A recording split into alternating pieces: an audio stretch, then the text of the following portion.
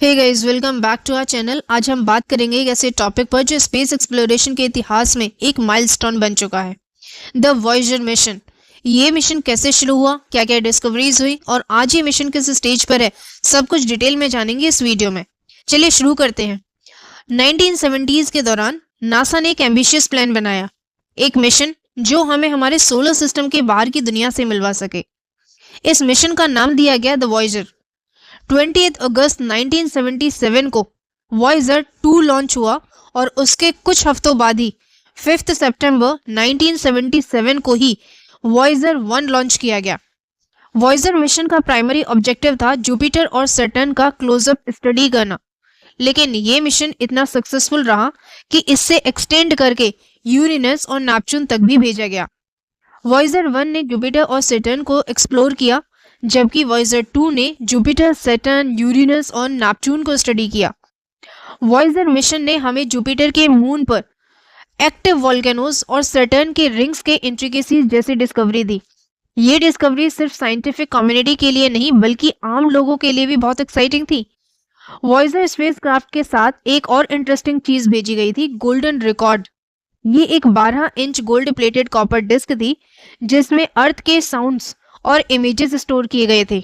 यह इसलिए था ताकि अगर कभी किसी एलियन सिविलाइजेशन को ये स्पेसक्राफ्ट मिले तो वो हमें और हमारी दुनिया को समझ सके। वॉयेजर 1 और वॉयेजर 2 दोनों ने ही हीलियोस्फीयर को क्रॉस करके इंटरस्टेलर स्पेस में एंट्री की।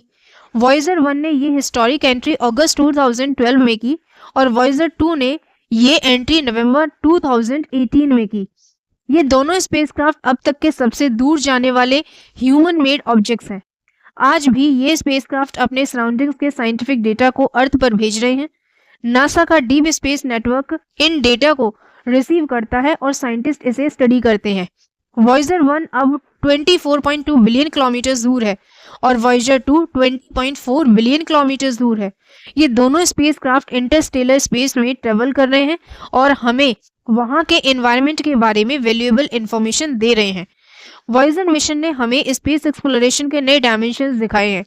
आने वाले मिशंस जैसे कि जेम्स वेब स्पेस टेलीस्कोप और मार्स मिशन वॉयेजर के फुटस्टेप्स पर चल रहे हैं और हमें यूनिवर्स के और भी सीक्रेट्स रिवील करने में मदद कर रहे हैं। वॉयेजर मिशन का इम्पैक्ट सिर्फ साइंटिफिक डिस्कवरीज तक सीमित नहीं है। इसने हमें ये सिखाया है कि इंसान की क्यूरियोसिटी और एक्सप्लोरेशन की इच्छा कितनी पावरफुल हो सकती है।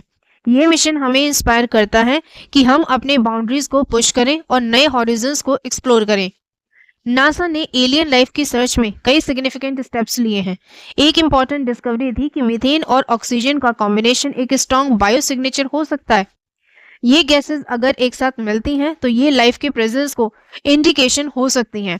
नासा का यूरोपा क्लिपर मिशन भी एलियन लाइफ की सर्च में एक बड़ा कदम है। ये मिशन जुपिटर के मून यूरोपा को स्टडी करेगा, जहां लिक्विड वाटर के प्रेजेंस के कारण लाइफ होने की संभावनाएं हैं। नासा ने UAPs यानी कि अनआइडेंटिफाइड एरियल फिनोमेना पर भी रिसर्च शुरू की है। ये फिनोमेना स्काई, अंडर वाटर या स्पेस में देखे गए हैं और इनके ओरिजिन को समझने के लिए नासा ने एक डेडिकेटेड टीम भी बनाई है। एक और इंटरेस्टिंग डिस्कवरी थी प्रॉक्सिमा सेंचुरी से आने वाले मिस्टीरियस रेडियो सिग्नल्स की।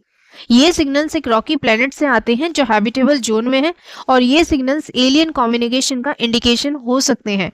वीनस के क्लाउड्स में फॉस्फाइन गैस का डिटेक्शन भी एक सिग्निफिकेंट डिस्कवरी है। ये गैस अर्थ पर बायोलॉजिकल प्रोसेस से बनती है और वीनस के क्लाउड्स में इसके प्रेजेंस से वहां माइक्रोबायल लाइफ होने की संभावनाएं बढ़ गई हैं। ये था हमारा आज का टॉपिक, द वॉयेजर मिशन और नासा की एलियन लाइफ की सर्च। अगर आपको ये वीडियो पसंद आई हो तो लाइक, शेयर और सब्सक्राइब जरूर करें। हम फिर मिलेंगे एक नए टॉपिक के साथ में, तब तक के लिए स्टे ट्यून्ड। Thank you.